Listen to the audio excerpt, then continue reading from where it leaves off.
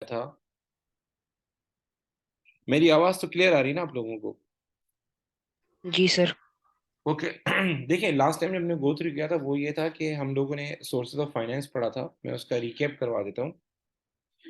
उसमें हमने ये पढ़ा था कि हमारे पास दो तरह की सोर्सेज होती हैं, एक को कहते हैं इंटरनल, एक को कहते हैं एक्सटर्नल।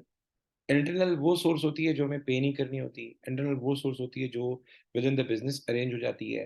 इंटरनल सोर्स वो होती है जिसकी कोई अलग से कॉस्ट नहीं होती, अलग से कोई रिटर्न नहीं देना पड़ता। जैसे कि रिटेन प्रॉफिट हो गया, प्रॉफिट कमाया वही लगा दिया आपने। ठीक है। जैसे कि ऑनर की सेविंग हो गई, ऑनर अपने घर से ला के लगा रहा है। रिस्की है, लेकिन है कि इसमें कोई अलग से कोई इंटरेस्ट नहीं देना उसको। जैसे कि sale of non current asset हो गया। ठीक है। जैसे कि चेंजेस इन वर्किंग कैपिटल। तो ये सारे हमारे पास क्या है, इंटरनल सोर्स ऑफ फाइनेंस है। तो ये इजी टू अरेंज है। ठीक है। लेकिन इसमें ये कि अमाउंट कम होता है, समटाइम अमाउंट लिमिटेड होता है। तो तो और रिस्क भी होता है, जैसे ऑनर सेविंग वो रिस्की होता है बहुत ज्यादा। तो इसमें हम क्या कर सकते हैं, एक्सटर्नल सोर्स ऑफ फाइनेंस जा सकते हैं। एक्सटर्नल सोर्स ऑफ फाइनेंस क्या है? एक्सटर्नल सोर्स ऑफ फाइनेंस में बेटा क्या हो रहा होता है, ये ऐसा पैसा होता है जो हम बाहर किसी से लेते हैं या हम बाहर किसी से पैसे अरेंज करते हैं। तो जाहिर है उसकी कोई ना कोई कॉस्ट है। वो पैसा हमें वापस भी करना होता है सम टाइम। और फिर कुछ कंडीशंस भी सम टाइम होती है, जैसे कि गवर्नमेंट ग्रांट है, गवर्नमेंट बोलती है भाई ये कंडीशन पूरी करोगे, इसी काम में लगाओगे, तो रिस्ट्रिक्शंस भी सम टाइम आ जाती हैं। सो ये लास्ट टाइम हमने डिस्कस किया था। ठीक है। तो लास्ट टाइम हम ये सारे पढ़ चुके थे, retained profit, sale of asset, reduce working capital, ये हम गो थ्रू कर चुके थे। इंटरनल सोर्स ऑफ फाइनेंस को ओवरऑल हमने गो थ्रू कर लिया था। ठीक है। ये इंपॉर्टेंट चैप्टर में से एक चैप्टर है। आगे चलते हैं। उसके बाद हमने एक्सटर्नल सोर्स ऑफ फाइनेंस में कुछ चीजें पढ़ी थी, जैसे कि लीजिंग है, हायर परचेज है। लीजिंग का मैंने बताया था कि इन शॉर्ट किराए पे चीज देना। और हायर परचेज में मैंने बताया कि चीज खरीदना, चीज बाय करना, चीज परचेज करना, किराए पे नहीं, परचेज करना, लेकिन इंस्टॉलमेंट में परचेज करना। थोड़ा सा फ्लेक्सिबल होता है। पैसे थोड़े से ऊपर लगेंगे क्योंकि इंस्टॉलमेंट में आप ले रहे हैं, तो कुछ इंटरेस्ट वगैरह लग जाता है, कुछ मार्कअप वगैरह लग जाता है। तो आपसे पैसे थोड़े से ऊपर लगेंगे, लेकिन ये कि काम हो जाता है, चीज आपकी अपनी हो जाती है। उसके अलावा बैंक ओवरड्राफ्ट भी हमने गो थ्रू कर लिया था। बैंक ओवरड्राफ्ट क्या होता है वो भी हमने डिस्कस कर लिया था, कि सम टाइम आपको रेंट पे करना है, सम टाइम सप्लायर को पैसे देने हैं, तो आप बैंक से पैसे विड्रॉ कर सकते हैं एक लिमिट तक। ठीक है। लेकिन छोटा मोटा खर्चा है तो बैंक ओवरड्राफ्ट चल जाएगा। बड़ा खर्चा है, बड़े काम है, तो आपको लीजिंग, हायर परचेज, इन पे जाना पड़ता है। Leasing, hire purchase non currency में यूज होता है। किसमें? कोई मशीनरी बाय करनी है, कोई गाड़ी बाय करनी है, उसमें यूज होता है। अगर आपने कोई बिल्डिंग बाय करनी है, अगर आपने कोई बिल्डिंग बाय करनी है बेटा, ये बंद कर दें, क्या कहते हैं, वीडियो बंद कर दें बेटा, काइंडली प्लीज वीडियो बंद कर दें।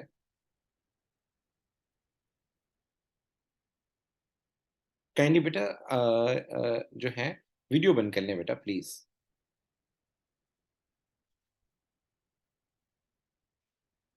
अच्छा जी। सो गाइज, मैं बात ये कर रहा था कि क्या नाम है, जो बात मैं कह रहा था कि हमारे पास अगर हमें फाइनेंस अरेंज करना है, हमें फाइनेंस अरेंज करना है, तो हमारे पास फाइनेंस अरेंज करने के कई ऑप्शन होते हैं, कई तरीके होते हैं। तो जैसे मैंने कहा, नॉन करंट एसेट हमें चाहिए और पैसे नहीं है हमारे पास अमाउंट नहीं है। नॉन करंट एसेट मशीनरी चाहिए, व्हीकल चाहिए। तो हमारे पाकिस्तान में मोस्टली लोग गाड़ियां लेते हैं, तो वो हायर परचेज लीजिंग के जरिए लेते हैं, मोस्टली ये यूज हो रहा होता है। तो अगर कोई बिल्डिंग हमें यूज करनी है, मेरा मकसद ये है कि मैं पैसे लूं और प्लॉट खरीदूं, मैं पैसे लूं और जगह खरीदूं, मैं पैसे लूं और उन पैसों को क्या नाम है मैं यूटिलाइज करूं, किस पे? किसी बिल्डिंग वगैरह पे यूटिलाइज करूं। तो मुझे बताएं कि उसके लिए कौन सा सोर्स ऑफ फाइनेंस यूज होगा? कोई आपके जहन में कैसे सवाल है? रिपीट करेंगे सवाल? देखिए, मेरा सवाल ये है कि फॉर सपोज आपके जो फाइनेंस का मकसद है, आपका जो, आपको पैसे चाहिए, और पैसे इसलिए चाहिए कि मुझे एक प्रॉपर्टी खरीदनी है, मैं उस पर जाके बिल्डिंग बनाऊंगा। पैसे इसलिए चाहिए कि मुझे कोई बिल्डिंग खरीदनी है। पैसे इसलिए चाहिए कि मुझे प्रीमिसेस के लिए जगह चाहिए। तो मेरा सवाल है, क्या उसके लिए कोई सोर्स ऑफ फाइनेंस है जो स्पेशली इसी काम के लिए हो? नाम आपके जहन में आ रहा सर हो? लोन। लोन। ठीक है। और कोई एक स्पेशल लोन भी होता है, एक स्पेशल लोन भी होता है, एक स्पेशल लोन भी होता है सर बेटा। डिबेंचर। Sir rent. जी। Rent. Sir debenture debenture. Debenture नहीं बेटा, एक और भी होता है, एक और भी होता है। हाँ बेटा, आप बताएं। सर हायर परचेज हो सकता है। नहीं, हायर परचेज नहीं हो सकता। हायर परचेज आ सकता है, डिपेंड करता है, लेकिन ज्यादातर hire purchase leasing non current asset में होता है। इसके लिए होता है मॉर्गेज। इसके लिए क्या होता है? Mortgage, MORTGAGE, mortgage. मॉर्गेज कभी टर्म सुनी है आप लोगों ने? मॉर्गेज है। जी सर, यस सुनी सर, तो है। गिरवी, गिरवी रखो। एक्सीलेंट। मॉर्गेज ये होता है कि मैं कोई प्लॉट लेने जा रहा हूँ, मैं कोई बिल्डिंग लेने जा रहा हूँ, तो हम उसके जो, ये फॉरेन कंट्री में बहुत यूज होता है। आप अगर पढ़ेंगे ना कभी 2008 के बारे में, 2008 में अमेरिका में रिसेशन आया था, बड़े बड़े बैंक कोलैप्स हो गए थे, अभी भी उनके बैंक कोलैप्स हुए हैं। तो 2008 में जो बैंक कोलैप्स होने की वजह थी वो ये थी, अमेरिका में घर खरीदना बड़ा मुश्किल काम होता है, महंगा होता है। तो लोग क्या करते हैं? बैंक से कर्जा लेते हैं, और कर्जा लेने के लिए क्या करते हैं? मकसद ये बताते हैं कि हम ये इसलिए कर्जा ले रहे हैं कि ये कर्जा हम आगे जाके घर खरीदने में लगाएंगे, ये कर्जा आगे जाके हम प्रॉपर्टी बनाने में लगाएंगे। तो प्रॉपर्टी के कागजात गिरवी रखवा लेते हैं। प्रॉपर्टी के कागजात वो लोग नहीं लेते, वो बैंक के पास होते हैं, ताकि ये आगे किसी को बेचे नहीं। तो उसमें ये हो गया कि एकदम वैल्यूज गिरना शुरू हो गई, प्रॉपर्टी की वैल्यू गिरना शुरू हो गई। तो लोगों को पता था कि भाई मेरी जो प्रॉपर्टी उसकी तो इतनी वैल्यू है नहीं, इसको बेच के भी मैं कर्जा नहीं अदा कर सकता। लोगों ने डिफॉल्ट करना शुरू किया, एक ने, दो ने, वो ठीक ठाक अमेरिका में नुकसान हुआ। तो बताने का मकसद मेरा ये कि मॉर्गेज का एक एक फ्लेक्सिबल तरीका है। अगर आपको लोन इसलिए चाहिए कि मुझे कोई प्लॉट लेना है, मुझे कोई बिल्डिंग लेनी है, मुझे कोई प्रॉपर्टी लेनी है, ठीक है, ये भी लीजिंग हायर परचेज की तरह ही होता है। मतलब इस पे आपको इंटरेस्ट देना पड़ता है, और वो प्रॉपर्टी आगे जाके आप सेल नहीं कर सकते। लेकिन ये है कि आपको टाइम मिल जाता है प्लानिंग के लिए। आप उस प्रॉपर्टी को आराम से मैनेज कर सकते हैं, यूज कर सकते हैं, पैसा बना के आगे पैसे पे कर सकते हैं। यहाँ तक सारी बातें क्लियर है बेटा? जी सर। अच्छा, अब हम कुछ और तरीके पढ़ेंगे, जैसे कि लॉन्ग टर्म लोन है। लॉन्ग टर्म लोन क्या होता है? अगर आपको पैसा बड़े काम के लिए चाहिए, लाइक फॉर सपोज, अभी रिसेंटली आपने सुना होगा service company. Service company tyre बनाती है, बड़ी मशहूर है। अगर आप बाइक चलाते हो तो बाइक के अंदर जो टायर यूज होता है वो सर्विस कंपनी बनाती है। और शूज जी वगैरह भी सर। बनाती है, शूज भी बनाती है सर्विस कंपनी। तो सर्विस कंपनी ने सोचा हम ट्रक के टायर बनाए। बड़े बड़े ट्रॉलर होते हैं, बड़े बड़े बसें होती हैं डाइवो टाइप की, जैसे डनलूप के टायर चल रहे हैं, जनरल के टायर चल रहे हैं। हम इस इंडस्ट्री के अंदर भी आ जाए, थोड़ी सी डाइवर्सिफिकेशन हो जाए। तो मसला ये था कि उसके लिए उनको एक फैक्ट्री बनानी थी, और फैक्ट्री में भी तकरीबन ठीक ठाक खर्चा था। मतलब कह लें कि 200 करोड़ 300 करोड़ का खर्चा था। अब ये एक बहुत बड़ी रकम है, इतनी बड़ी रकम कैसे अरेंज हो? तो उसके लिए उन्होंने क्या किया, अपने आप को पब्लिक लिमिटेड कंपनी में कन्वर्ट कर लिया। तो समटाइम जब बिजनेस को बहुत ज्यादा पैसा चाहिए होता है, अगर उसको ग्लोबल जाना है, उसको इंटरनेशनल जाना है, उसको बिजनेस के साइज को बड़ा करना है, तो वो ज्यादा पैसा कैसे अरेंज होता है? उसका एक ही तरीका है। अगर आप पार्टनरशिप में हो तो प्राइवेट लिमिटेड कंपनी में कन्वर्ट हो जाओ। आप प्राइवेट लिमिटेड कंपनी में हो तो पब्लिक लिमिटेड कंपनी में कन्वर्ट हो जाओ। उसमें एक ऑप्शन मिलता है शेयर इशू का। अब शेयर इशू का फायदा क्या है? हर बंदा आपकी कंपनी में पैसा लगा सकता है। सोल ट्रेडर में मेरा बिजनेस है, मैं ही पैसा लगाऊंगा, मैं किसी और को नहीं आने दूंगा, क्योंकि मैं चाहूंगा मेरा कंट्रोल रहे। पार्टनरशिप में चार पार्टनर है, वही पैसा लगाएंगे। किसी और से लेंगे तो उधार लेंगे, हमेशा की नहीं लेंगे। तो ऐसा कौन सा तरीका है जिससे पैसा भी आ जाए, मेरा काम भी हो जाए, और पैसे वापस भी नहीं करने पड़े, परमानेंट पैसा हमारे पास आ जाए? तो उसके लिए बेस्ट तरीका ये है कि आप अपने आप को कंपनी में कन्वर्ट करें। तो जब हम अपने आप को कंपनी में कन्वर्ट करते हैं, तो कंपनी में एक फायदा ये होता है कि हम कंपनी में जो पैसे चाहिए होते हैं उनको कन्वर्ट कर देते हैं शेयर्स में। फिर जिसकी जो मर्जी उतना पैसा लगाए। तो सर, जो शेयर बाय करता है उसको क्या फायदा होता है? जो शेयर बाय करता है उसको ये फायदा होता है, अगर पब्लिक लिमिटेड कंपनी है तो शेयर की वैल्यू वक्त के साथ साथ बढ़ती है। तो आप यकीन नहीं करेंगे, कंपनी थी 2001 में, मुझे याद नहीं आ रहा कौन सी कंपनी थी, उसका शेयर था 50 रुपए का। कितने का? 50 रुपए का। आज उसका शेयर है 14,000 रुपए का। तो जिस बंदे ने उस कंपनी का एक शेयर खरीदा था, एक शेयर तो लोग नहीं खरीदते, 100 खरीदते हैं, 200 खरीदते हैं, 500 खरीदते हैं। तो एक शेयर उसने 50 रुपए का खरीदा होगा, जेब से 50 रुपए गए होंगे। लेकिन आज अगर वो बेचे, उसको कितने मिलेंगे? 14,000। ये बिल्कुल ऐसे ही जैसे आप कोई प्लॉट खरीदते हैं, 20 साल पहले आपने एक प्लॉट लिया, कितने का? 1 लाख का, 2 लाख का। लेकिन आज उसकी वैल्यू क्या होगी? कि बढ़ गई होगी। तो कंपनी क्या करती है? शेयर इशू करती है, शेयर होल्डर शेयर बाय करते हैं। फिर उनको अगर पैसे चाहिए हो शेयर होल्डर को, तो उसको उसकी एक मार्केट है जैसे स्टॉक एक्सचेंज है, वो वहां जाके शेयर सेल करते हैं। कंपनी के पास पैसा हमेशा के लिए आ जाता है। तो शेयर इशू पे जरा बात कर लेते हैं। शेयर इशू के क्या फायदे हैं? अगर एक बिजनेस अपने आप को कंपनी में कन्वर्ट कर देता है, शेयर इशू करता है, तो आपको क्या लगता है शेयर इशू करने के क्या फायदे हैं, या कंपनी में कन्वर्ट होने के क्या फायदे हैं? सर इसमें हमें कोई इंटरेस्ट पे नहीं करना पड़ता। एक्सीलेंट बेटा। इंटरेस्ट लाजमी देना होता है। इंटरेस्ट एक ऐसी कॉस्ट है जो लाजमी देनी होती है। तो शेयर इशू में आपने इंटरेस्ट पे नहीं करना। मैं देखता हूँ जरा मेरे पास, अगर यहाँ पे आ रहे हो शेयर इशू के हवाले से कुछ आ रहा हो तो मैं दिखा देता हूँ, तो आपके सामने होगा स्क्रीन पे, तो आपको बड़ा फायदा हो जाएगा। ये रहा, ये रहा, ये रहा।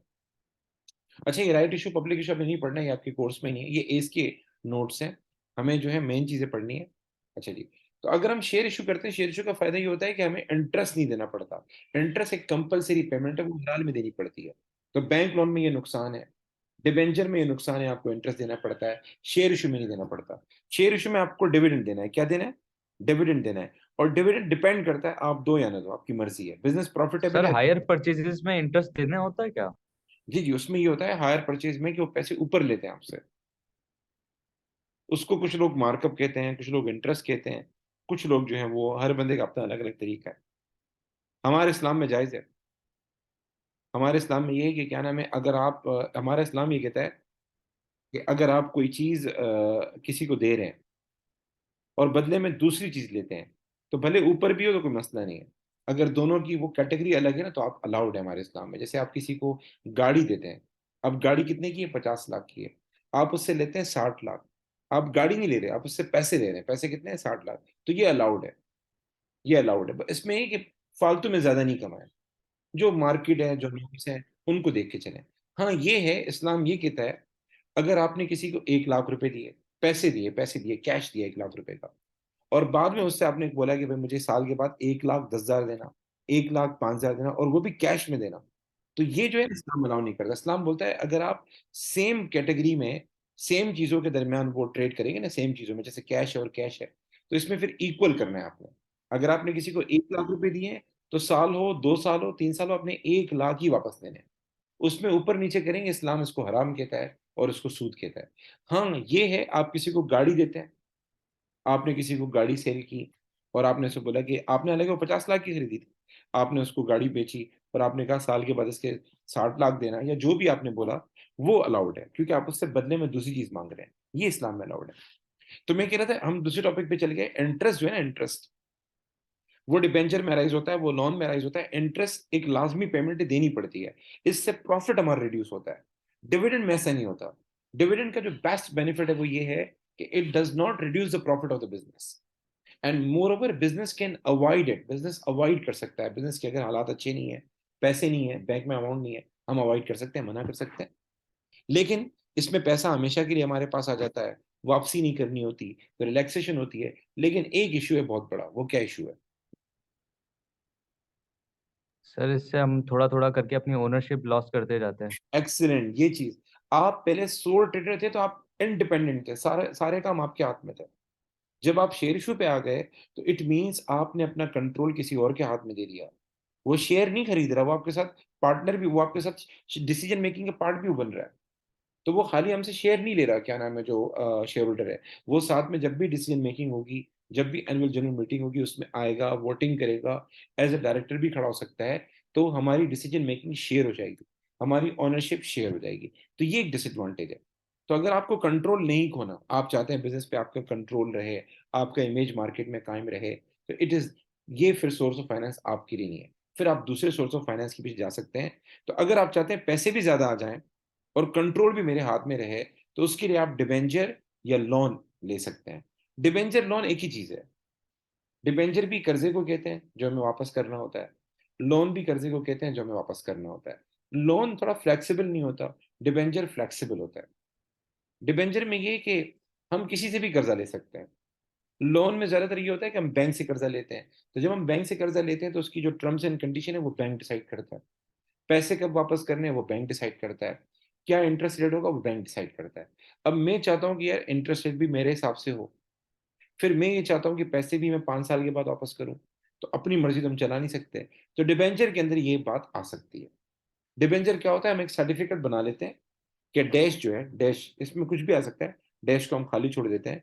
डैश जो है मुझे 10 लाख रुपए दे रहा है, 10 साल के लिए दे रहा है, और इस पे 10% इंटरेस्ट मैं इसको हर साल दूंगा। एक सर्टिफिकेट बना लेते हैं, और लोगों को फिर इनवाइट करते हैं कि भाई ये एक इन्वेस्टमेंट है, ये कर्जा नहीं है। आप हमें 10 लाख रुपए दें, हर साल हम आपको 10% देंगे, और 10 साल के बाद आप ये पैसे वापस ले जाएं जो आपने दिए थे। तो इस तरह की काफी सारी स्कीमें चलती भी रहती हैं। काफी सारे बिजनेस भी कर रहे होते हैं आजकल, आम बिजनेस भी कर रहे होते हैं, लेकिन कंपनी के अंदर ये ज्यादा होता है। तो कंपनी को पैसे की जरूरत बहुत पड़ती रहती है, बार बार पड़ती रहती है। तो ये उनके लिए बड़ी अच्छी अप्रोच होती है कि बार बार बैंक के पास नहीं जाना। कोई भी पार्टी जिसके पास अच्छे पैसे हैं, कोई भी बिजनेस जिसके पास अच्छे पैसे हैं, वो आपकी कंपनी में आके इन्वेस्ट कर सकता है। उनको बदले में क्या मिलेगा? इंटरेस्ट मिलेगा। तो डिबेंचर और डिबेंचर हो गया, आपका लोन हो गया, सेम चीज है।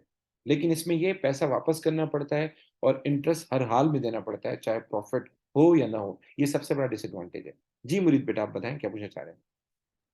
सर मैं कह रहा था कि जो डिबेंचर में पैसे देते हैं वो बिजनेस देते हैं दूसरों को या दूसरे बिजनेस में आके इन्वेस्ट करते हैं? दूसरे देते हैं डिबेंचर में। मतलब यानी और फिर हम डिबेंचर इशू करते हैं। डिबेंचर इशू करने से मतलब हम उनको सर्टिफिकेट देते हैं, हम उनको प्रॉमिस देते हैं कि भाई ये पैसे हम आपको वापस करेंगे, ठीक है। उनको एक सर्टिफिकेट दे देते हैं। और हमें उनके तौर इंटरेस्ट पे देना फिर पड़ता है ईयरली? हाँ, उनको उनसे हम ये प्रॉमिस करते हैं कि आपको इंटरेस्ट तो हर हाल में देंगे, बाकी पैसे आपको वापस तभी करेंगे जब टाइम पूरा हो, जो टाइम हमने एग्री किया है। ये है, ओके सर। ठीक है। इसमें सर बहुत इसका सारी ये और भी भी एक बातें हैं, एडवांटेज हो सकता है ना, easy and convenient way to generate finance. कह सकते हैं, और आपको प्लानिंग में हेल्प कर देता है ना। देखें, इसमें बड़ा फायदा ये होता है, 1 मिनट रुकिएगा, ठीक है। मैं एक मैसेज कर दूं इसको, जो है please turn on mic.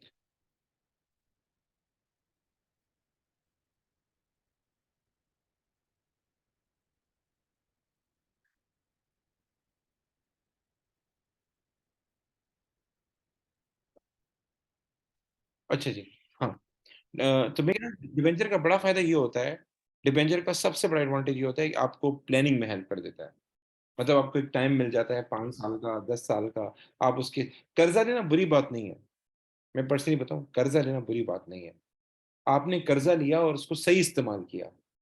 Japan जो है ना, इस वक्त सबसे ज्यादा कर्जे लेने वाला मुल्क है। जापान पहले नंबर पे है। दूसरे नंबर पे क्या है? अमेरिका है।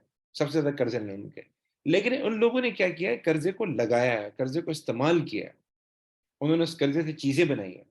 तो आप किसी से अगर 1 लाख कर्जा लेते हैं और उससे 1.5 लाख की चीज बना लेते हैं, तो 1 लाख उसको बाद में वापस कर देते हैं, 50,000 अपनी जेब में डाल देते हैं, एक अच्छी चीज है। हमारे पाकिस्तान में उल्टा सीन होता है। हमारे पाकिस्तान में हम कर्जा इसलिए लेते हैं कि पुराने कर्जे अदा करने होते हैं। हम कर्जा इसलिए लेते हैं भाई, पुराना कर्जा अदा करना है। या फिर हम कर्जा लेके उसको इस तरीके से इस्तेमाल करते हैं कि 1 लाख रुपए लेते हैं तो उससे 80,000 बनाते हैं, 1 लाख रुपए लेते हैं उससे 70,000 बनाते हैं। तो उल्टा हमें और देने पड़ते हैं। सो कर्जा लेना, मैं कहता हूँ कर्जा लेना चाहिए, लेकिन ये है उसको तरीके से इस्तेमाल करना चाहिए, वरना उसको अवॉइड करना चाहिए।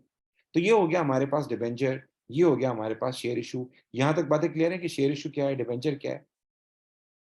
अब जी आते सर। हैं कुछ कुछ दूसरी चीजें, वो जरा देखते हैं। अब ये है डेट फैक्टरिंग। ये इतना आया नहीं है, इसका आइडिया ले लेते हैं। इसको इतना डिटेल में नहीं पढ़ेंगे। आपको पता होना चाहिए डेट फैक्टरिंग है क्या। तो एक कोई बंदा ऐसा जिसको पता हो, अल्लाह का वली हो, जिसको पता हो कि भाई डेट फैक्टरिंग क्या चीज है? कोई आप में सर से? ये होता है कि सर आपके सर जो ट्रेड रिसीवेबल्स होते हैं वो आप एक कंपनी को बेच देते हो और फिर वो आपको उसके बदले कैश देते हैं जब तक वो रिसीवेबल्स उनको मिले। ठीक है, और कोई? कि ये डेट फैक्टरिंग क्या है? डेट फैक्टरिंग, डेट फैक्टरिंग किसे कहते हैं? एनीवन? आप लोग टेक्स्ट में भी आंसर दे सकते हैं। आप लोग को अगर जैसे जहन में नहीं आ रहा हो, टेक्स्ट में भी आंसर दे सकते हैं। अपनी सिंपल वर्डिंग में बता सकते हैं डेट फैक्टरिंग क्या चीज़ है। अच्छा, पेपर में ज्यादा सवाल आते हैं ना, मैं आपको बता दूं वो कौन कौन से हैं। हमें सारी चीजें नहीं पढ़नी। पेपर में लीजिंग का सवाल आ सकता है, पेपर में हायर परचेज का आ सकता है, पेपर में लोन का आ सकता है, पेपर में शेयर इशू का आ सकता है। ये चार आपकी फिंगर टिप्स पे हो। ये चार जो है ना आपकी, मतलब यानी इनके एडवांटेजेस, इनके डिसएडवांटेजेस, ये चार तो होने चाहिए। हर चैप्टर में कुछ इंपॉर्टेंट चीजें होती हैं, तो वो ज्यादा आती है, मतलब वो उन पे सवाल आते रहते हैं, मोस्टली आते रहते हैं। तो ये चार जो मैंने बताया ना, लोन हो गया, आप लोन डिबेंचर एक ही बात है, और आपका क्या नाम है, शेयर इशू हो गया, और आपका क्या नाम है, लीजिंग हो गया, हायर परचेज हो गया, ये मोस्टली टेस्ट होते रहते हैं। उसके अलावा जो बाकी चीजें, उनकी डेफिनेशंस आती हैं, ज्यादा डेफिनेशंस आती हैं। तो सबसे पहले आते हैं डेट फैक्टरिंग। डेट फैक्टरिंग ये है कि अगर मेरे पास बहुत ज्यादा रिसीवेबल्स हैं और मैं रिसीवेबल से पैसे नहीं कवर कर पा रहा, मेरे पास रिसीवेबल्स बढ़ गए। रिसीवेबल पता है? रिसीवेबल उसको कहते हैं जिसको हमने उधार पे सामान बेचा हो, ट्रेड रिसीवेबल्स, जिसको हमने उधार पे सामान बेचा हो। तो जैसे एक एग्जांपल करता हूँ, बैंक है, बैंक ने एडवांसेस दिए हुए हैं, बैंक ने लोगों को कर्जा दिया हुआ है। अब वो लोगों को कॉल करते हैं तो आगे से कोई खातून उठाती है कि भाई मेरे शोहर तो घर पे नहीं है। हम घर जाते हैं तो भाई वो तो यहाँ से शिफ्ट हो गए। ऑफिस जाते हैं तो भाई वो तो यहाँ आ रही नहीं है 2-3 महीने से। तो पैसे तो हमारे फंस गए। तो अगर मैंने एडवांस दिया हुआ था कि लोगों को 1 साल हो गया लोग नहीं दे रहे, 3 महीने हो गए लोग नहीं दे रहे, 4 महीने हो गए लोग नहीं दे रहे, और मैंने हर कोशिश के लिए मैं लोगों को एक्सेस नहीं कर पा रहा, तो जब सीधे तरीके से काम नहीं होगा तो फिर क्या करना होगा मुझे बताएं? एक बंदा अगर सीधे तरीके से शराफत से पैसे नहीं दे रहा तो फिर क्या करना पड़ेगा? तो फिर ज़ाहिर है देयर आर अदर वेज़। तो वो अदर वेज़ हमारे पास क्या है? वो एक शॉर्टकट तरीका वो ये है कि जो लोग एक्सपर्ट है ना पैसे रिकवर करने में, उनको आप वो दे दें, परमिशन दे दें कि भाई ये मेरे रिसीवेबल का डेटा है, ये अमाउंट इनसे पैसे लेने हैं, आप ये चिट लें और ये मेरी तरफ से अथॉरिटी लेटर लें, परमिशन लेटर लें, इनसे पैसे हमें रिकवर करके दें। तो वो आपसे क्या करेगा? कुछ कमीशन लेगा, 10% 15% जो भी उसका कमीशन होगा, और वो आपको उनसे पैसे रिकवर करके देगा। वो लोग एक्सपर्ट होते हैं। इसकी छोटी सी एग्जांपल, वैसे वो डेट फैक्टरिंग है नहीं लेकिन एग्जांपल के तौर पे दे रहा हूँ। ट्यूशन में 2 टीचर हैं। एक टीचर वो है जो बच्चों को खुद कहता है कि भाई फीस जमा कराओ, फीस जमा कराओ, फीस जमा कराओ। और एक टीचर वो जिसने अपना एक असिस्टेंट रखा हुआ है। ठीक है? अपना एक असिस्टेंट रखा हुआ है, वो रोज आके बच्चों को बोलता है। टीचर से पहले बच्चों को उसकी शक्ल देखनी पड़ती है असिस्टेंट की। तो मुझे पता है पैसे कहाँ जल्दी रिकवर होंगे? जहाँ असिस्टेंट होगा या टीचर खुद बोल रहा होगा। सर जहाँ असिस्टेंट होगा। असिस्टेंट। क्योंकि असिस्टेंट को कोई वो शर्म हया होती नहीं है, वो रोज याद दिला रहा होता है। टीचर बेचारे शरीफ होते हैं, उनको अच्छा नहीं लगता बच्चों को बार बार बोलते हुए। वो अलग बात है, असिस्टेंट को बोल रहे होते हैं कि रोज याद दिलाया करो। तो बताने का मेरा मतलब है कि असिस्टेंट के आने से ये होता है कि वो रोज आना क्लास में जाता है, डेट उसका काम ही यही है, एक्सपर्ट ही होता है उसमें। तो इससे क्या होता है? कैश फ्लो आपका बेहतर हो जाता है। इससे क्या होता है? पैसे आपके जल्दी आ जाते हैं, आपको आगे रेंट देना है, जो देना है वो सारा कवर हो जाता है। लेकिन वो जो असिस्टेंट है वो आपसे बदले में कुछ लेगा जरूर। वो आपसे या तो कमीशन लेगा, ज्यादातर कमीशन लेते हैं। अच्छा, सेंटर की बात करूं तो वहां तो फिर सैलरी होती है। दूसरा, एक नुकसान होता है इससे। वो क्या नुकसान होगा? एक है मैं खुद बोलूं बच्चों को, एक है मैं असिस्टेंट रखूं। तो असिस्टेंट के आने से क्या हो जाएगा मुझे बताएं? क्या फर्क पड़ेगा? क्या नुकसान होगा? सर उसको हमें फिर भी पैसे तो देने ही पड़ेंगे ना असिस्टेंट को।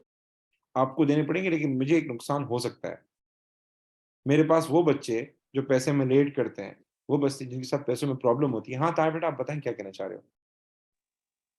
सर कस्टमर्स आपके कम हो सकते हैं। एक्सीलेंट। क्योंकि असिस्टेंट बार बार उनको याद दिलाएगा, बार बार उनको याद दिलाएगा, तो ऐसे लोग होंगे जिनको थोड़ा कन्वीनियंट फील नहीं होता होगा, जिनको थोड़ा सा ऐसी जगह ज्यादा कंफर्टेबल लगती होगी जहां उनको फ्लेक्सिबल रखा जाए, जहां उनको रिलैक्सेशन दी जाए, अपने हिसाब से देते हैं। तो ऐसे कस्टमर जो एथिक्स को वैल्यू करते हैं, ऐसे कस्टमर जो रिलैक्सेशन को देखते हैं, जो कंप्यूटर को देख रहे होते हैं, वो फिर आपके पास नहीं आएंगे। तो आपका एक मार्केट में बैड इमेज आएगा। इसको हम कहते हैं डेट फैक्टरिंग कहते हैं। ठीक है? तो अब कुछ वो चीजें पढ़ लेते हैं जो वो हैं, अलग किस्म की हैं। तो हमने डेट फैक्टरिंग पढ़ लिया, अब चलते हैं ग्रांट की तरफ, क्राउड फंडिंग की तरफ और माइक्रो फाइनेंस की तरफ चलते हैं। तो मुझे बताएं, कभी गवर्नमेंट ग्रांट ये सुना है कभी आपने? गवर्नमेंट ग्रांट, गवर्नमेंट ग्रांट क्या होता है? सर आई जी think so sir. Subsidy. Subsidy? Subsidy क्या होती है वैसे यार? इसमें हम पैसे दे रहे होते हैं? हाँ सर, पैसे भी दे रहे हो, पैसे भी देते हैं सब्सिडी में। ओके। और कोई बेटा? और कोई बेटा? ग्रांट क्या होता है? सब्सिडी क्या होती है? सर सब्सिडी भी सर वो पैसे भी देने होता है, जैसे वर्कर्स को ट्रेनिंग प्रोवाइड कर देना, असिस्ट करना, इसको इसमें भी आ जाती है सब्सिडी। ओके ओके, ताहा बेटा आप कुछ कहना कहना चाह रहे हैं? ताहा आप बताएं। सर सब्सिडी होती है सर, जी सर सब्सिडी होती है सर फाइनेंशियल ग्रांट, और ग्रांट सर बाकी अलग अलग किस्म के भी होते हैं, ट्रेनिंग्स के, लोन दे दिए, ऐसे किस्म। एक्सलेंट। ग्रांट की काफी सारी किस्में हो सकती है। ग्रांट ये है कि एक फाइनेंशियल सपोर्ट देना। आपको कोई बहुत बड़ा खर्चा था, गवर्नमेंट ने आपकी उसकी हेल्प कर दी। आपको क्या नाम है, गवर्नमेंट ने आपको इनोवेशन करनी थी, इनोवेशन करने के लिए मशीनरी चाहिए थी, गवर्नमेंट ने आपको मशीनरी तो प्रोवाइड कर दी। तो उसमें होता है गवर्नमेंट पैसे नहीं लेती आपसे, लेकिन गवर्नमेंट ये कहती है कि इसको आपने इस्तेमाल करना है। फिर मतलब वो कंडीशन लगाती है कि आपने इसको फलां काम में इस्तेमाल करना है, ये पैसा जो है फलां काम में इस्तेमाल करना है। तो ग्रांट में गवर्नमेंट, जैसे कुछ बच्चों ने कहा कि आपके वर्कर को ट्रेनिंग दे दी, ग्रांट में आपको कोई मशीनरी चाहिए थी, उस मशीनरी में आपको असेस कर दिया, जगह चाहिए थी, आपको जगह में असेस कर दिया। लेकिन गवर्नमेंट के खास मकसद होते हैं, आपने पढ़ा होगा गवर्नमेंट का ऑब्जेक्टिव। उसको मैं प्यार से बोलता हूँ टाइगर।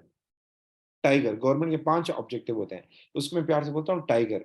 टी से मुराद है बैलेंस ऑफ ट्रेड, आई से मुराद है इन्फ्लेशन, लो इन्फ्लेशन, जी से मुराद है ग्रोथ, इकोनॉमिक ग्रोथ। ठीक है? और ई से मुराद है आपका एम्प्लॉयमेंट, तो गवर्नमेंट चाहती है लोगों को रोजगार मिले। आर से मुराद है रीडिस्ट्रीब्यूशन ऑफ इनकम, पुअर और अमीर रिच जो है उनका फर्क कम से कम हो। ऐसा नहीं हो बहुत ज्यादा पुअर हो हमारे पास और अमीर कम हो। इनकम। हाँ हाँ, तो Quality. गवर्नमेंट के 5 objective, quality. Balance of trade होता है, इंपोर्ट एक्सपोर्ट हमारी नॉर्मल हो। इसी तरीके से क्या नाम है, गवर्नमेंट का ऑब्जेक्टिव होता है इन्फ्लेशन कम हो। इसी तरीके से गवर्नमेंट का ऑब्जेक्टिव होता है जॉब अपॉर्चुनिटीज ज्यादा मिले। अब उसको अचीव करने के लिए गवर्नमेंट क्या करती है, प्राइवेट सेक्टर को सपोर्ट देती है, क्योंकि गवर्नमेंट को पता है हम भी कर सकते हैं लेकिन उसमें बहुत एफर्ट लगेगी। गवर्नमेंट अच्छा बिजनेस कभी नहीं कर सकती, प्राइवेट सेक्टर हमेशा अच्छा बिजनेस करेगा, क्योंकि वो चॉइसेस दे सकता है, उसके पास प्रॉफिट मोटिव होता है, वो काम अच्छा करता है। तो गवर्नमेंट एक अच्छा तरीका होता है, आप क्या करें, ग्रांट दें। आपने नाम सुना होगा इसका, एलोन मस्क का। एलोन मस्क जो है वो लॉन्च कर रहा था, क्या बोलते हैं, रॉकेट, खला में जाने के लिए, स्पेस में जाने के लिए, फैल्कॉन हेवी के नाम से। तो वो 3 बार फेल हुआ। पहले 2016 में फेल हुआ, जी फिर सर, सुनिए ये 2018 में फेल स्टोरी हुआ, जी। फिर 2020 में फेल हुआ। तो फिर डोनाल्ड ट्रंप ने उसको क्या किया, सपोर्ट दी थी उसको। 2020 में इतना बुरे तरीके से फेल हुआ था कि उसने मॉर्गेज ले लिए थे, कर्जे ले लिए थे, मतलब यानी रोड पे आ गया था। मतलब इंसान जब बिल्कुल कर्जों में डूबा हुआ हो तो उसके बिल्कुल मोरल डाउन हो जाता है। तो ऐसे वक्त में सपोर्ट की बहुत सख्त जरूरत होती है। तो डोनाल्ड ट्रंप आया था और उसके लिए स्पेशल, मतलब यानी फाइनेंशियल सपोर्ट की, और उसको कहा कि आप अपने काम को आगे बढ़ाएं, क्योंकि आप अमेरिकन हैं और आप हमारे अमेरिका को फायदा पहुंचाएंगे। तो चौथी बार उसने दोबारा कोशिश की, मुझे पूरा किस्सा याद नहीं है, लेकिन 4th टाइम उसने दोबारा कोशिश की, और अभी आप देख लें, वर्ल्ड का सबसे अमीर तरीन बंदा है, जो बिल्कुल रोड पे आ गया था। ऐसा वाकया था, लेकिन गवर्नमेंट की सपोर्ट ने उसको इतना आगे बढ़ा दिया। तो ग्रांट समटाइम बड़ी हेल्प करती है अगर बिजनेस को तरीके से उसको इस्तेमाल करें। तो इस पे इसकी डेफिनेशन आ सकती है, इसके कोई ऐसे सवाल नहीं आ सकते हैं। अच्छा जी, हम आगे चलेंगे, micro finance. Any idea about micro finance? ये कुछ स्पेशल टर्म है, इसकी डेफिनेशन आ सकती हैं, ठीक है। इनकी डिटेल फिर आपसे एज में वो पूछेगा कि माइक्रो फाइनेंस किसे कहते हैं, क्या काम होता है, क्या फायदे हैं, क्या नुकसान है, लेकिन आपको आइडिया होना चाहिए माइक्रो फाइनेंस क्या है। डेफिनेशन है बेटा, बहुत सारे बच्चे ब्लंडर करते हैं। पहले आप मुझे इसकी डेफिनेशन बताएं, जिसको आती है, फिर मैं बताता हूँ कि बच्चे पेपर में क्या मिस्टेक करते हैं। माइक्रो, माइक्रो सुना होगा ना, माइक्रो ऑर्गेनिज्म, माइक्रोस्कोप। तो माइक्रो फाइनेंस क्या है? सर छोटे छोटे बिजनेस कह सकते हैं, जैसे कोई छोटा बिजनेस हो गया कमाने के लिए। एक्सीलेंट एक्सीलेंट, बिल्कुल। माइक्रो फाइनेंस बेसिकली, माइक्रो सम्राट स्मॉल कोई फाइनेंस। साइड हसल हो गई। जी जी। माइक्रो फाइनेंस मतलब इस तरह का फाइनेंस जो जिसमें हम छोटे छोटे बिजनेस, जिनको आम बैंक कर्जे नहीं देते हो, those businesses who have problems in managing the business, in managing the operation, and who cannot get the finance from traditional banks. Traditional bank से मुराद जो कमर्शियल बैंक होते हैं, वो इनको लोन देने को तैयार नहीं होते। देखिए, बैंक जब कर्जा देता है, बैंक बोलता है एसओएफपी लेकर आओ, बैंक बोलता है इनकम स्टेटमेंट लेकर आओ, बैंक बोलता है कैश फ्लो लेकर आओ, बैंक बोलता है बिजनेस प्लान लेकर आओ, बैंक बोलता है रेफरेंस लेकर आओ। अब इस केस स्टडी में आप देखें, एक छोले वाला है। अब छोले वाले के पास एसओएफपी कहाँ से आएगी, आईएएस कहाँ से आएगा, कैश फ्लो कहाँ से आएगा, बिजनेस प्लान कहाँ से आएगा, रेफरेंसेस कहाँ से लाएगा, कोई चीज गिरवी रखवानी है वो कहाँ से रखेगा? तो बैंक कर्जा देते ही नहीं। फिर बैंक वाले अगर कर्जा दे भी दें तो इनको कर्जा कितना चाहिए होगा, 10,000, 20,000, 30,000। तो 30,000 पे अगर हम 10% लगाएं साल के लिए, तो वो कितना बनेगा, 3,000 बनेगा। तो बैंक बोलता है कि 3,000 में से तो मेरा एक दिन का खर्चा भी नहीं निकलेगा। कम से कम आप 1 करोड़ लें, 2 करोड़ लें, तो उस 1 करोड़ का 3% कितना बनेगा, 3 लाख बनेगा। तो कहाँ 3,000, कहाँ 3 लाख? तो अमाउंट बहुत शॉर्ट होता है और रिस्क बहुत हाई होता है। तो ट्रेडिशनल बैंक कभी भी कर्जा नहीं देते इन छोटे बिजनेस को। रिस्क ज्यादा होने की वजह से पैसे मिलेंगे नहीं, और दूसरी बात, अगर वो इंटरेस्ट पे भी करे तो इंटरेस्ट बहुत कम होगा, क्योंकि अमाउंट ही छोटा है उसका। तो ट्रेडिशनल बैंक कभी कर्जा नहीं देता। तो हाँ, बांग्लादेश का एक बंदा था, डॉक्टर यूनुस, उसने ये कॉन्सेप्ट निकाला था 1970s में, 1980s में। उसने ग्रामीण बैंक, ग्रामीण कहते हैं विलेजर्स को, गांव गांव के लोगों को कहते हैं। तो उसने गांव में देखा काफी सारे औरतें थी, मेहनत करती थी, पैसे नहीं थे उनके पास, और वो कभी किससे उधार मांगे, कभी किससे उधार मांगे। इस चीज को देख के उसने एक बैंक का कॉन्सेप्ट निकाला, और जी बहुत सर, जमींदार बैंकें जो होती हैं। हाँ जी जी, उसने बहुत कम अमाउंट से कर्जा स्टार्ट किया, मतलब ऐसा समझ लें कि 5,000, 6,000। जमींदार बैंकें जो होती हैं। जी जी। हमारे पाकिस्तान में भी है, first women micro finance bank मौजूद है। हमारे पाकिस्तान में कशफ फाउंडेशन है, वो बकायदा औरतों की हेल्प कर रही होती है कि जो औरतें परेशान हैं, उनको पैसे नहीं मिल रहे, हम उनको देंगे। सो हमारे पाकिस्तान में कई ऐसी ऑर्गेनाइजेशन हैं जो माइक्रो फाइनेंस प्रोवाइड करती हैं। तो माइक्रो फाइनेंस में एक बात याद रखिए कि कोई एक बच्चे ने पेपर में सवाल आया, लिख दिया it is finance provided by the government. ये गवर्नमेंट नहीं देती, ये कोई भी बैंक दे सकता है, कोई भी बिजनेस दे सकता है, वो स्पेशलाइज्ड होते हैं। जैसे मैंने ग्रामीण बैंक बोला, कश्यप फाउंडेशन बोला, मैंने आपको फर्स्ट वुमेन माइक्रो फाइनेंस बोला, ये स्पेशली उन लोगों की मदद करते हैं जो बहुत स्मॉल लेवल पे काम कर रहे होते हैं, जिनको ट्रेडिशनल बैंक कर्जा नहीं दे सकता। ठीक है, अच्छा जी, अब आखिरी चलते हैं। आखिरी हमारा टॉपिक है क्राउड फंडिंग। ये हमारा आखिरी सोर्स ऑफ फाइनेंस है। क्राउड क्राउड कहते हैं मास को, फंडिंग कहते हैं पैसे को। क्राउड फंडिंग से कोई जहन में आइडिया आता है क्राउड फंडिंग किसे कहते हैं? सर बहुत सारे लोगों ने छोटा छोटा मतलब अमाउंट लेके बड़ा अमाउंट बनाना। ठीक है, और कोई? क्राउड फंडिंग किसे कहते हैं?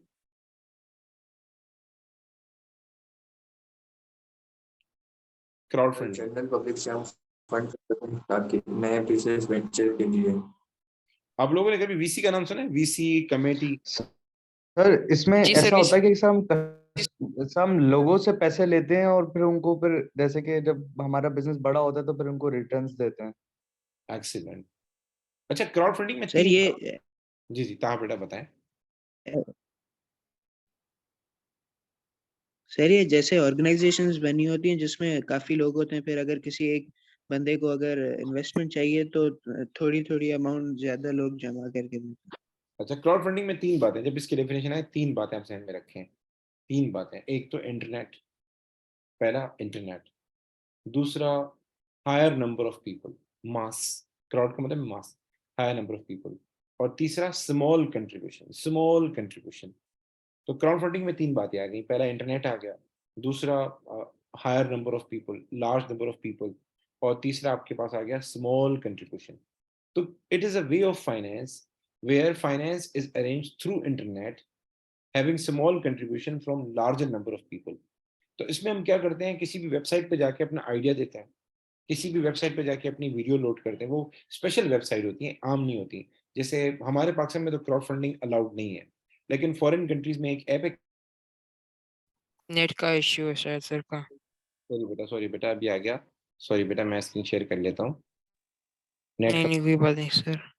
तो क्राउड फंडिंग की मैं बात ये कह रहा था। क्राउड फंडिंग में हम क्या करते हैं कि क्या नाम है, इंटरनेट के थ्रू, मतलब कोई वेबसाइट होती है, जैसे मैंने कहा किक स्टार्टर, फॉरेन कंट्री में यहाँ नहीं है, उस वेबसाइट पर जाके हम अपनी वीडियो लोड करते हैं, अपनी पावर पॉइंट प्रेजेंटेशन देते हैं, डिस्क्रिप्शन देते हैं, और फिर बहुत सारे उस वेबसाइट के फॉलोवर्स होते हैं, बहुत सारे उस वेबसाइट के सब्सक्राइबर होते हैं, व्यूवर्स होते हैं। वो आते हैं, हमारी वीडियो देखते हैं, और उसके अंदर हम लोगों को बोलते हैं कि भाई आप $1 से स्टार्ट करें। जो भी बंदा हमारे कंपनी में इन्वेस्ट करना चाह रहा है, $1 दे। कोई $1 देगा, कोई $2 देगा, कोई $3 देगा, कोई $4 देगा। फिर हमने उसकी कोई पॉलिसी बनाई होगी रिटर्न की, जो भी है। तो इसमें ये है कि यू कैन, आपका आइडिया भी प्रमोट हो जाता है, उस वेबसाइट पे सारी दुनिया के लोग होते हैं, आपका आइडिया प्रमोट हो जाता है, आपको एक आइडिया मिल जाता है। प्लस एक छोटी छोटी अमाउंट कलेक्ट करना क्या आसान है, बड़ी अमाउंट कलेक्ट करना मुश्किल है। कोई बंदा $10,000 नहीं लगाएगा, लेकिन $1 लगाना आसान है। तो एक बंदा $1, दूसरा बंदा $1, तीसरा बंदा $1, तो 1,000, 2,000, 3,000 बंदे अगर $1 लगाएंगे तो एक बड़ी रकम बन जाएगी। तो इसको हम कहते हैं क्राउड फंडिंग। हमारे पाकिस्तान में अलाउड नहीं है, लेकिन फॉरेन कंट्रीज में इस पे बहुत काम हो रहा है, ये बहुत होती है। सो ऐसा है सर कि पाकिस्तान में क्यों अलाउ नहीं है? यार पाकिस्तान में बहुत सारी बातें हैं, जैसे बिटकॉइन है उसको अलाउ नहीं किया, वो बोलते हैं कि वो डिसेंट्रलाइज है, सेंट्रलाइज नहीं है, बहुत सारे इसमें इश्यूज हैं। तो हमारी बैंकिंग इतनी ज़्यादा स्ट्रांग नहीं है। फिर फंडिंग के मसाइल होते हैं। हमारे पाकिस्तान में आपने भी सुना होगा, वो ओक्टा एफएक्स है, एक्सपर्ट ऑप्शन है, इस तरह की ऐप निकली हुई है, वो लोगों से पैसा लेती हैं, ट्रेडिंग होती है। हमारे पाकिस्तान में अलाउड नहीं है, अभी रिसेंटली भी वो आया था कि इन ऐप से अपने आप को बचाएं। अच्छा, थोड़ा सा क्या नाम है, नेट का इशू हो रहा है, मुझे क्लास ऑफ करनी पड़ेगी। आप एक छोटा सा काम किया करें, एक एक आता है, एक प्रोग्राम आता है इंडिया का, नाम भूल गया उसका मैं, बड़ा प्यारा प्रोग्राम है, वो देखा करें जरूर। उसमें लोग शार्क टैंक, हाँ, शार्क टैंक, शार्क टैंक। हाँ, आप थोड़ा सा हाँ अपने सर, शार्क टैंक सुना है। शार्क टैंक देखने की आदत डालें। उसमें वो आके प्रेजेंट कर रहे होते हैं अपने आइडियाज, वो बोलते हैं आपके आइडिया में ये मसला है, आपके आइडिया में मसला है। थोड़ा सा आपकी थिंकिंग स्किल्स क्या हो जाएगी, स्ट्रांग हो जाएगी। ठीक है, हाँ सर, वो तो अपने शेयर्स, अपनी कंपनी के शेयर्स मतलब ऐसे क्या परसेंटेज वो देते हैं, वो और वो हाँ उसके सर, बदले इन्वेस्टमेंट पैसे में देते हैं। देते हैं जी। आप उसको जरा देखिए, उससे बड़ा फायदा होगा। देखिए, एक है बिजनेस सिलेबस पढ़ना, और एक एक प्रॉपर बिजनेस पढ़ना, ताकि मैं आगे जाके बिजनेस करूं। तो मुझसे कई बार बच्चे पूछते हैं, लोग पूछते हैं कि सर आपने कितने बिजनेसमैन बनाए? तो मैं तो यही बोलता हूँ, अभी तक एक भी नहीं बनाया बिजनेसमैन, सिर्फ बिजनेस पढ़ाई है, सिलेबस पढ़ाया है। तो आप लोग कोशिश करें कि वो जो शार्क टैंक वाला प्रोग्राम है वो जरा देखें, उससे आपको काफी आइडियाज मिलेंगे। और एक है डॉक्टर विवेक बिंद्रा, उसकी वीडियोस आती रहती हैं, दुनिया में ये हो रहा है, दुनिया में ये हो रहा है, दुनिया में ये हो रहा है। डॉक्टर विवेक बिंद्रा की वीडियोस देखें, उससे भी आपको काफी ज्यादा बिजनेस की टर्मिनोलॉजी के बारे में पता चलेगा। ठीक है, बाकी अल्लाह हाफिज। मैं क्या नाम है, मैं बिजी हूँ, अदरवाइज मैं गेम वगैरह सारे करता। ठीक है, दुआ में याद कीजिएगा। जज़ाकल्लाह।